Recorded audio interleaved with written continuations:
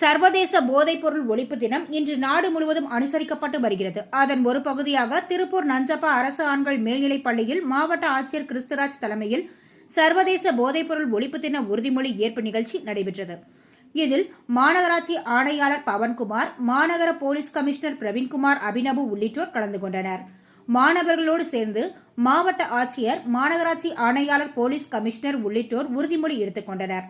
தொடர்ந்து மாணவர்களிடையே பேசிய மாநகர போலீஸ் கமிஷனர் பிரவீன்குமார் அபினவு, வெறும் உறுதிமொழி ஏற்பதோடு நிறுத்திவிடக்கூடாது, நீங்கள் வாழ்நாள் முழுவதும் கடைபிடிக்க வேண்டும். நானும் அரசு பள்ளியில் படித்தவன்தான். உங்களை பார்க்கும்போது எனக்கும் பெருமிதமாக உள்ளது.